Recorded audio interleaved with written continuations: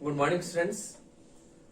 हमने पिछली कक्षा में आपकी थर्ड यूनिट में स्विट्जरलैंड का संविधान आपको पढ़ाया था और इसके साथ ही आपका जो है थर्ड यूनिट में एक लास्ट आपका जो टॉपिक रह गया है वो है चीन का संविधान।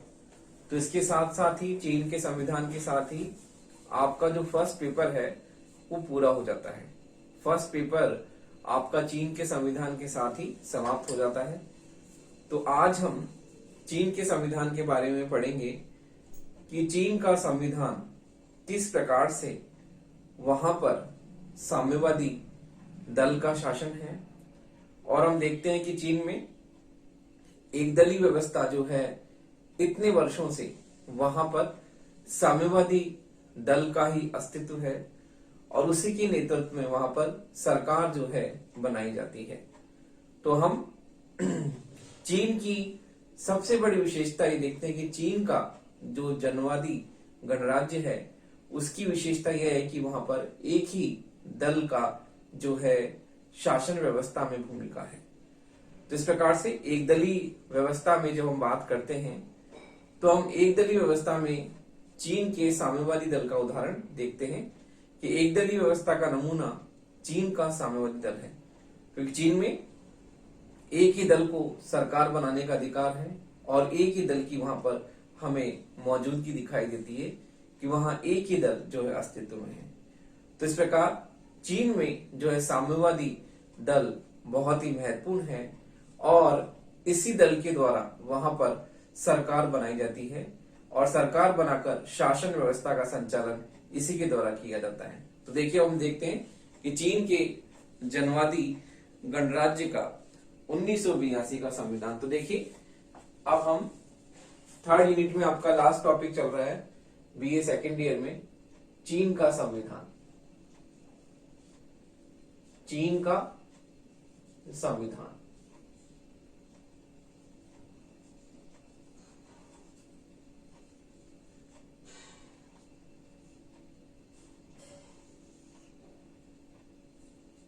तो देखिए चीन के जनवादी गणराज्य का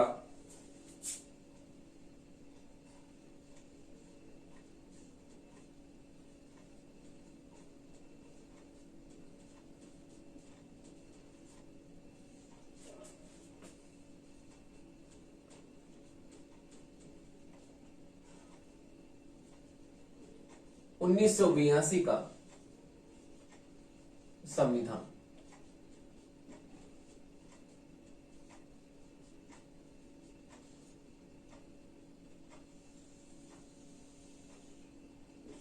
तो देखिए चीन में हम देखते हैं कि साम्यवादी क्रांति वहां पर हुई और साम्यवादी क्रांति के कुछ समय बाद ही वहां पर साम्यवादी दल का जो है किस प्रकार वहां पर हमें उसमें मतभेद दिखाई देते हैं और बाद में साम्यवादी दल वहां पर अस्तित्व में आया और उसी के द्वारा सरकार बनाई गई।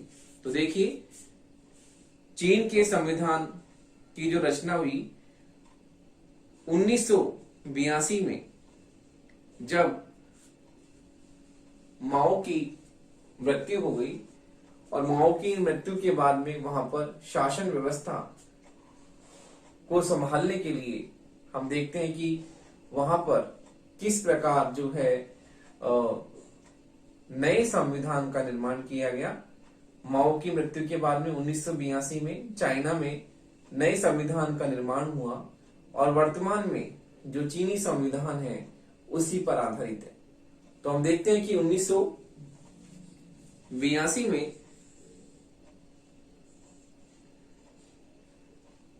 चीनी संविधान का निर्माण हुआ। तो देखिए माओ की मृत्यु के बाद में चीन की आर्थिक व्यवस्था डगमगा गई और नेतृत्व की कमी देखने को मिली। तो 1982 में चीन में जो संविधान निर्मित हुआ और देखिए हम देखते हैं 4 दिसंबर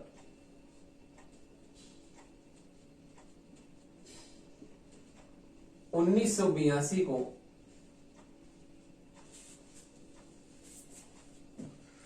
लागू किए गए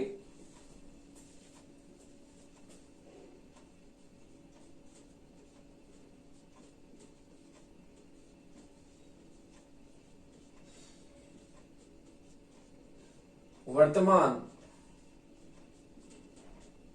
चीनी संविधान की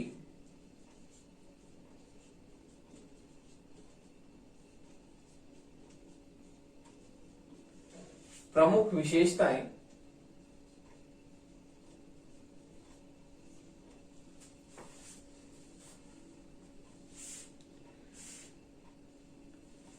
निम्नलिखित हैं। प्रमुख विशेषताएं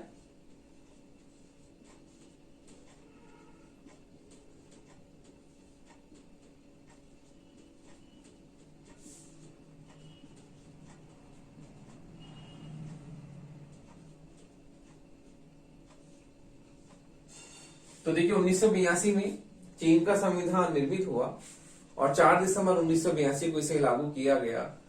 और इसकी प्रमुख विशेषताएं हम देखते हैं कि चीनी संविधान की प्रमुख विशेषताएं क्या हैं।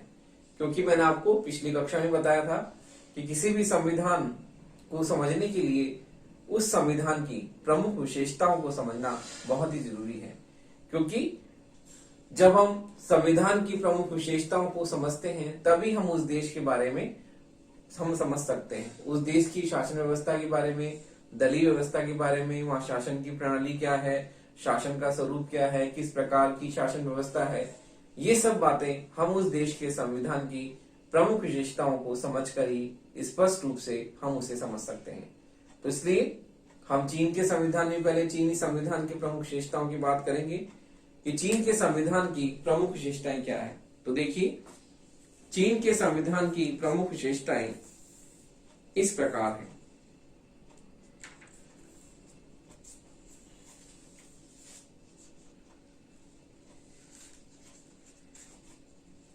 तो देखिए चीनी संविधान के हम सिद्धांतों की बात करते हैं कि पहली प्रमुख विशेषता है कि संविधान के 4 आधारभूत सिद्धांत।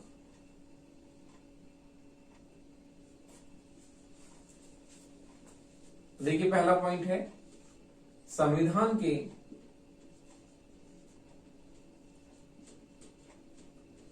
4 आधारभूत सिद्धांत।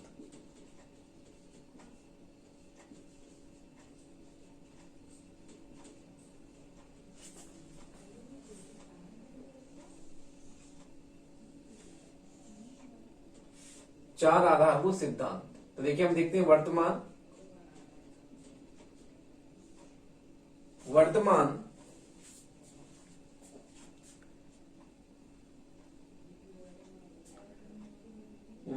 चीन की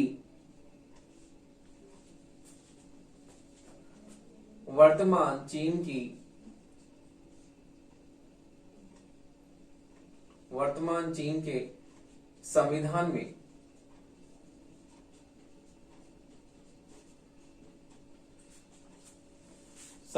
में समाजवादी राज्य व्यवस्था के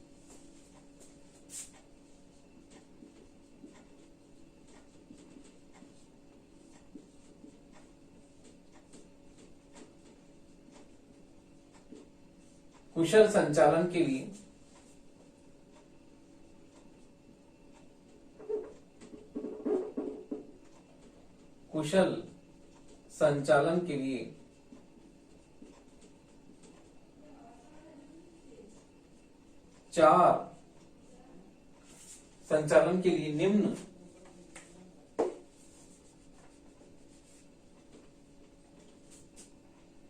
निम्न 4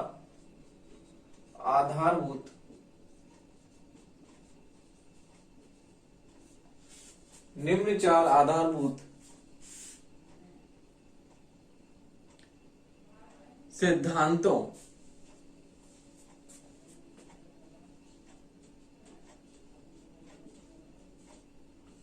एवं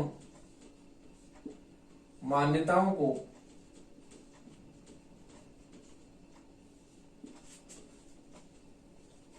स्वीकारा गया है।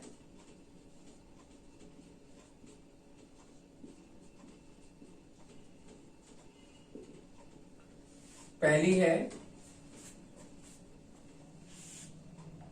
साम्यवादी दल के नेतृत्व में विश्वास। पहला है साम्यवादी दल के नेतृत्व में विश्वास। अगला है मार्क्सवाद लेनिनवाद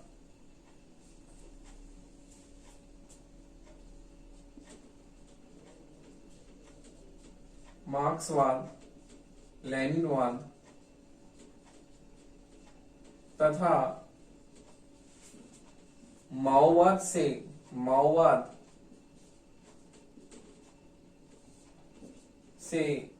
प्राप्त निर्देशों में आस्था। निर्देशों में आस्था, निर्देशों में है, सॉरी,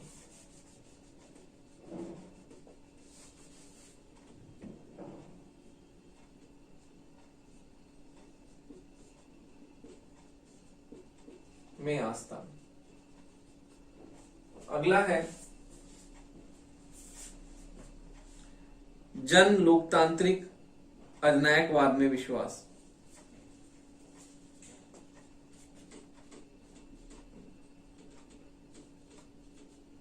जन लोकतांत्रिक अधिनायकवाद में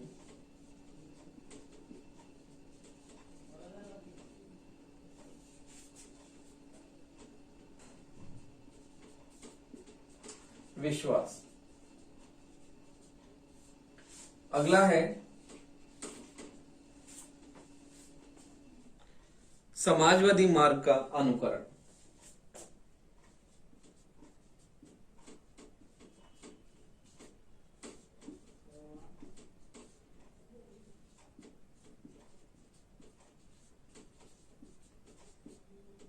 तो देखिए, चीनी संविधान की हम प्रमुख विशेषताएं पढ़ रहे हैं कि चीनी संविधान की पहली विशेषता है कि चीनी संविधान 4 आधारभूत सिद्धांतों पर आधारित है।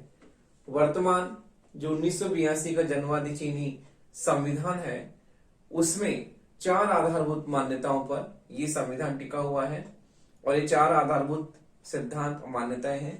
पहला है साम्यवादी दल के नेतृत्व में विश्वास। जैसे कि मैंने आपको स्टार्टिंग में बताया था कि चीन में एक ही दल है, साम्यवादी दल, और उसी के नेतृत्व में वहां पर सरकार बनाई जाती है।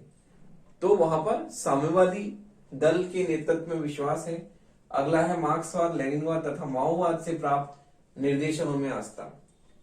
क्योंकि चीन में साम्यवाद फला फूला और आज भी वहां पर समाजवादी व्यवस्था है, तो वो मार्क्सवाद लेनिनवाद तथा माओवाद से प्राप्त निर्देशों में उनकी गहन आस्था है और चीनी नागरिक इन माओवादी लेनिनवादी सिद्धांतों में इनसे जो प्राप्त निर्देशन है उसमें गहन आस्था रखते हैं। अगला है जन लोकतांत्रिक अधिनायकवाद में विश्वास। यहाँ पर अधिनायकवाद है कैसा? जन लोकतांत्रिक अधिनायकवाद, जो कि हम आगे पढ़ेंगे कि लोकतांत्रिक अधिनायकवाद क्या है, इसमें भी इनकी गहन आस्था है। अगला है समाजवादी मार्ग का अनुकरण। तो ये समाजवादी मार्ग की बात करते हैं और समाजवादी मूल्य और मान्यताओं में अपनी गहरी आस्था रखते हैं। तो इस प्रकार हम देखते हैं कि चीनी संविधान जो 4 आधारभूत सिद्धांतों पर टिका हुआ है और ये 4 मान्यताएं हैं जो चीन के संविधान के निर्माण के समय में इन बातों पर प्रमुख रूप से बल दिया गया और वर्तमान चीनी संविधान इन्हीं 4 आधारभूत सिद्धांतों पर टिका हुआ है। अगला हम देखते हैं, अगली विशेषता है साम्यवादी दल का नेतृत्व। अगली विशेषता है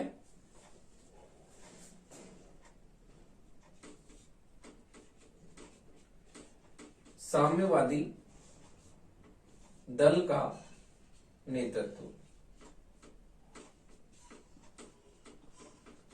तो देखिए, चीन में एक ही दल की प्रधानता है और वो दल है साम्यवादी दल। 1982 के संविधान में जो है इस दल की भूमिका के बारे में बताया गया, और हम देखते हैं कि इस संविधान की प्रस्तावना में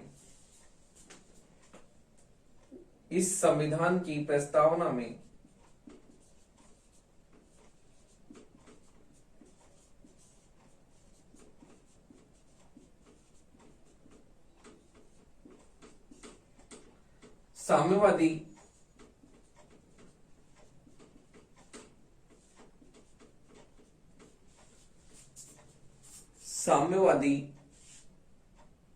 दल के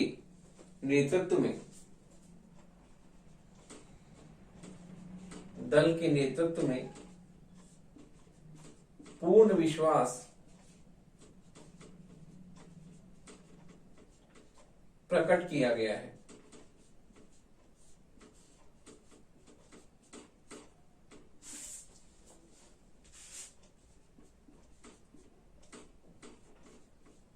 तो हम देखते हैं कि चीनी संविधान की प्रस्तावना में साम्यवादी दल के नेतृत्व में पूर्ण विश्वास प्रकट किया गया है, और हम देखते हैं कि चीन की संपूर्ण समाजवादी व्यवस्था की रक्षा जो है इसी के द्वारा की जाती है। वर्तमान में चीन में एक ही दल है, साम्यवादी दल, और हम देखते हैं कि साम्यवादी दल की वहां पर केंद्रीय भूमिका में देखने को मिलती है। एक ही दल है और ये दल ही सरकार का निर्माण करता है। सरकार के निर्माण में, सरकार के संगठन में, सरकार की संरचना में इसी दल की महत्वपूर्ण भूमिका होती है। तो इस प्रकार हम देखते हैं कि साम्यवादी दल का चीन में बहुत ही महत्वपूर्ण जो है भूमिका है, और वहां प्रस्तावना में भी इसके बारे में पूर्ण विश्वास प्रकट किया गया है। अगली विशेषता है जन लोकतांत्रिक अधिनायकवाद।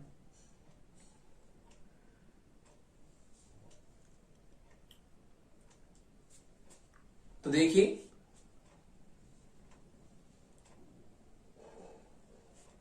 जन लोकतांत्रिक अधिनायकवाद से हम क्या समझते हैं उसके बारे में देखते हैं कि अगली विशेषता जो है जन लोकतांत्रिक अधिनायकवाद है।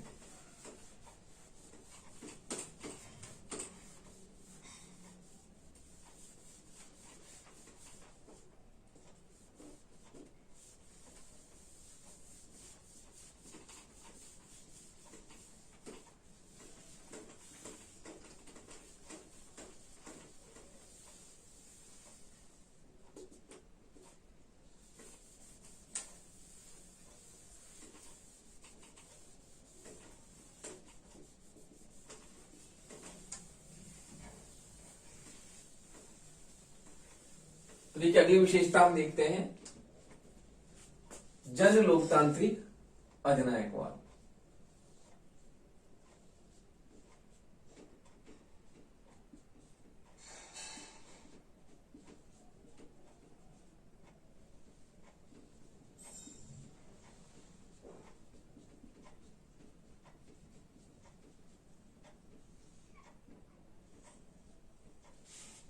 तो देखिए, चीन में संविधान के अनुच्छेद 1 में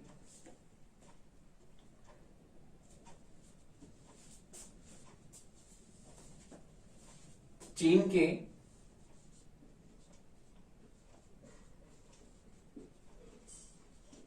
वर्तमान संविधान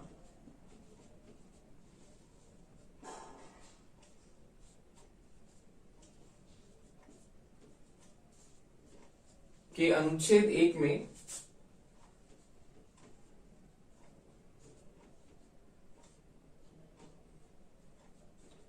निम्न तथ्यों पर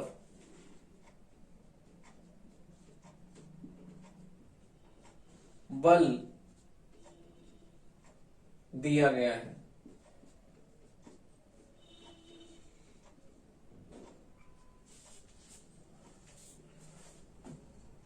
पहला, चीन जन लोकतांत्रिक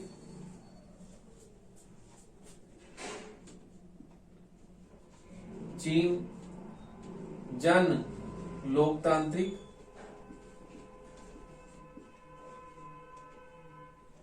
अधिनायकवादी समाजवादी राज्य है। समाजवादी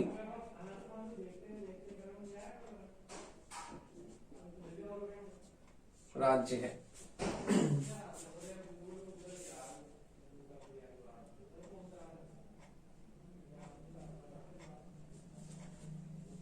अगला है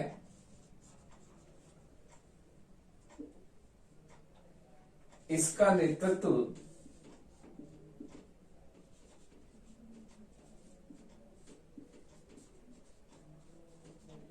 श्रमिक वर्ग के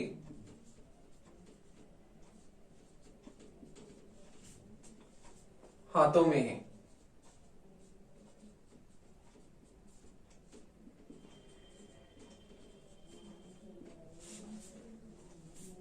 अगला है श्रमिक वर्ग एवं किसान वर्ग के बीच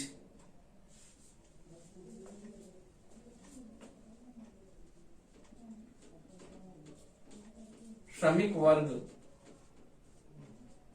एवं किसान वर्ग के बीच घनिष्ठ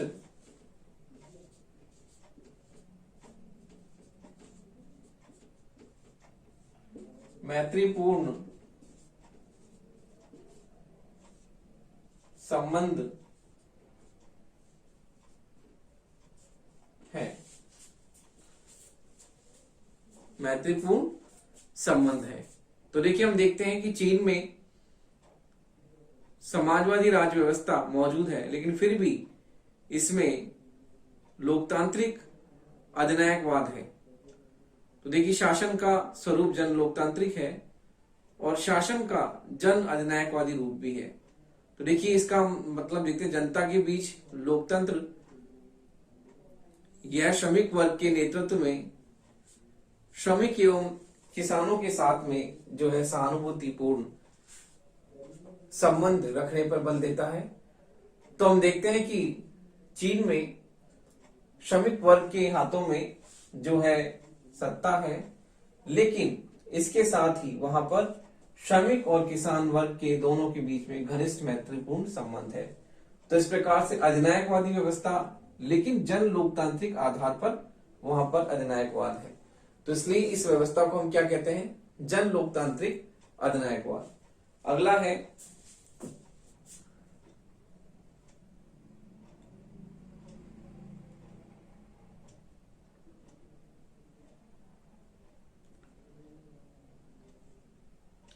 लोकतांत्रिक केंद्रवाद। तो देखिए, चीन में लोकतांत्रिक केंद्रवाद हमें दिखाई देता है।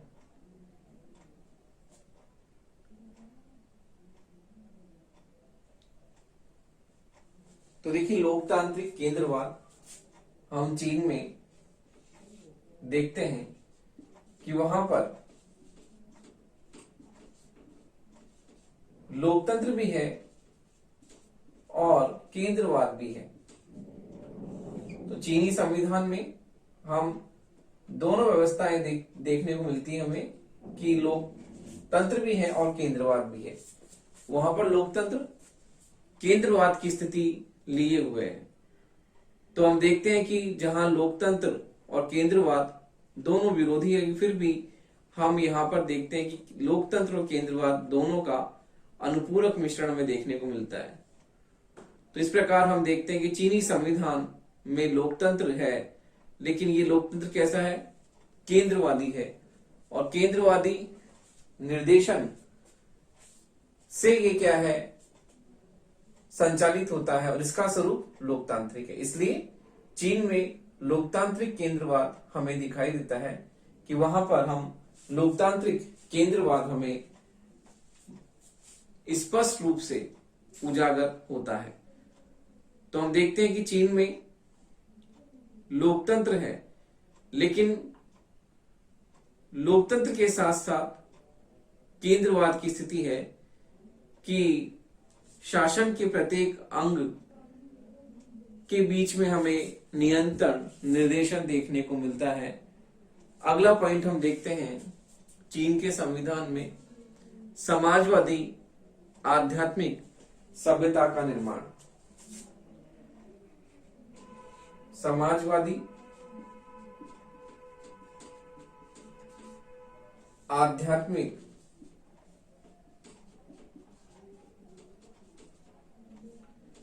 सभ्यता का निर्माण। देखिए, चीनी संविधान में समाजवादी आध्यात्मिक सभ्यता का निर्माण हमें देखने को मिलता है कि चीनी संविधान जो है वो किस प्रकार मार्क्स के भौतिकवादी दर्शन पर आधारित होने के बावजूद भी हम देखते हैं कि आध्यात्मिक सभ्यता के निर्माण में वो अपना योगदान देता है। तो देखिए, मार्क्स के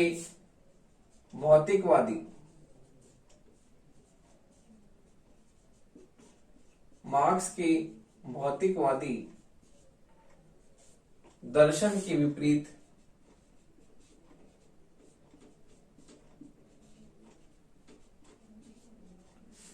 चीनी संविधान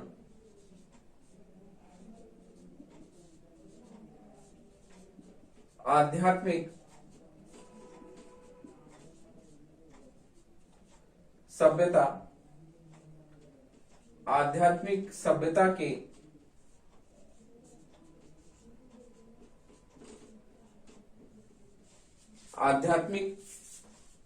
सभ्यता के निर्माण में विश्वास रखती है।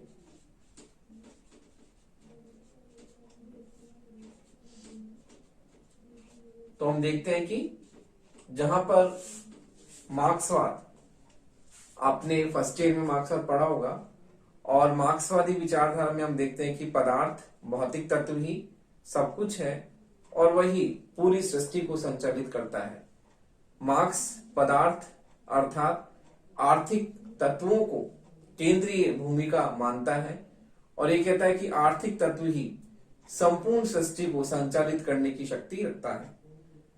तो इस प्रकार मार्क्स के चिंतन में हम पदार्थ को, भौतिकता को महत्वपूर्ण मानते हैं, लेकिन इसके साथ ही चीन में हम देखते हैं कि साम्यवाद है, लेकिन वहां पर आध्यात्मिक सभ्यता के निर्माण में ये जो चीनी संविधान विश्वास रखता है, तो एकदम इसकी बिल्कुल विपरीत ये दर्शन है।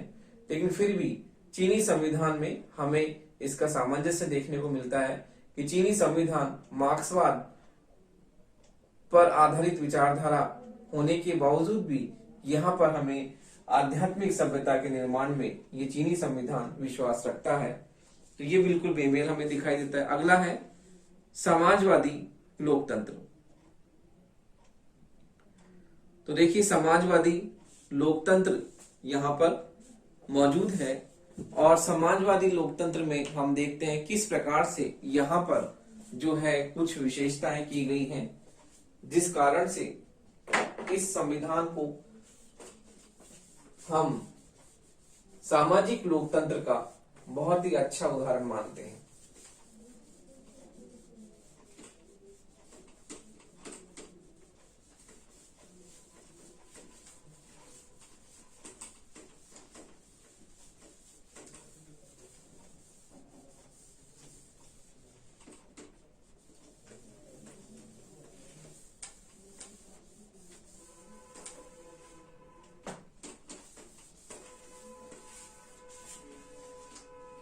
तो देखिए, अगला पॉइंट है समाजवादी लोकतंत्र।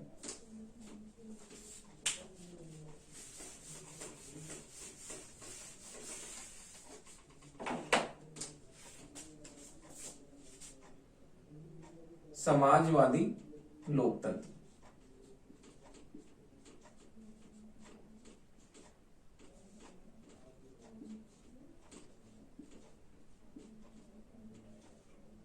तो देखिए, चीनी संविधान समाजवादी लोकतंत्र की बात करता है और ये कहता है कि समाजवादी लोकतंत्र जो है इस संविधान का प्रमुख आदर्श है। तो चीनी संविधान की प्रमुख विशेषताओं में सामाजिक लोकतंत्र भी इसकी महत्वपूर्ण विशेषताओं में से एक है।